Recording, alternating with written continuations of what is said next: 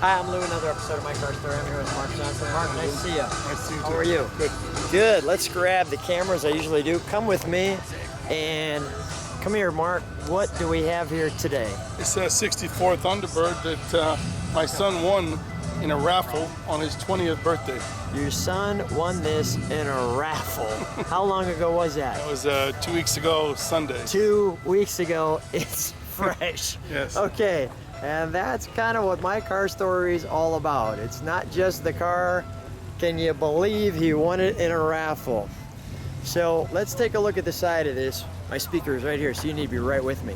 So tell me, how does it feel driving this with your son? Beautiful, beautiful. I mean, can it get any better? No. Not really, right? And you didn't hear part of the story is... Tell me it. His grandfather was a Ford mechanic for 40 years, and he's the only one in the family that doesn't have a classic Ford. Your son? Yes. Until now? Until now. His uncle will be here tonight with his Mustang. His other uncle's got his Galaxy convertible, and now Ryan's got his T-Bird. And this was, this is just, now this is a church raffle. Yes, my dry cleaners was selling raffle tickets for her local church, and I bought one for $20. I came home, and my wife, the daughter of the Ford mechanic, said, "You only bought one ticket for $20?" So I bought her one, and then I noticed that the raffle was on July 27th, which was my son's birthday, and you only had to be 18 to win. So I bought him a ticket, and as luck would have it, he was the winner. Wow. Yeah, pretty amazing.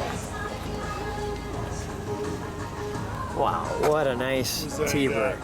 Originally a California car, and a airplane pilot was out there and bought it in 2007 for his wife. Brought it back. She's driven it for the last 7 years, and he's had a lot of fun with it, and decided to donate it to his church. And he actually bought his wife a retro Thunderbird. Brought it for his church. Well, donated to his church. It looks like it's all worked out nicely. Yes, it's all original. Factory air, power steering, power door locks.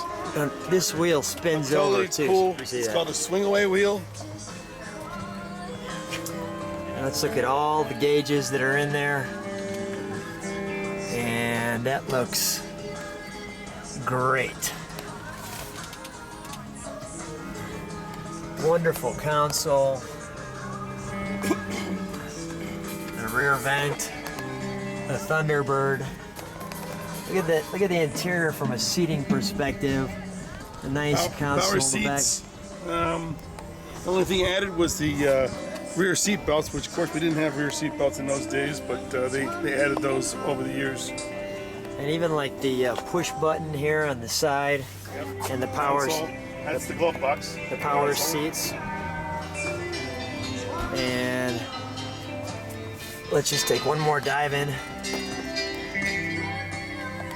You can see all the gauges from underneath.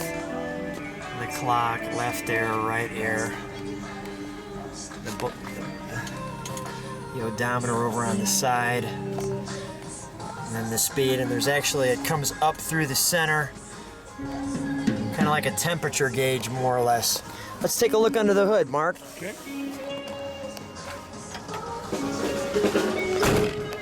Okay.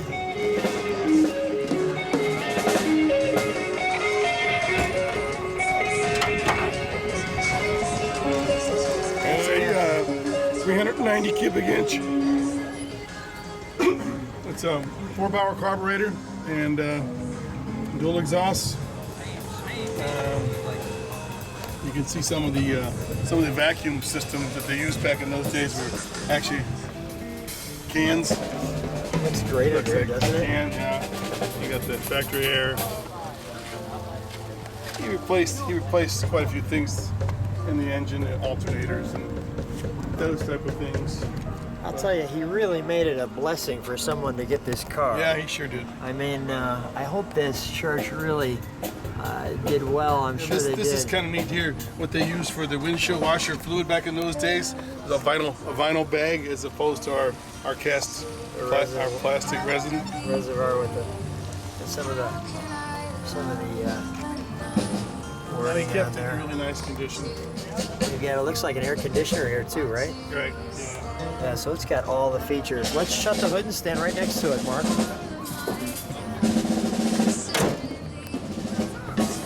Not a bad birthday present for a 20-year-old kid, eh? Yeah, thanks for being on My Car Story. Thanks, Lou. Thank you very much.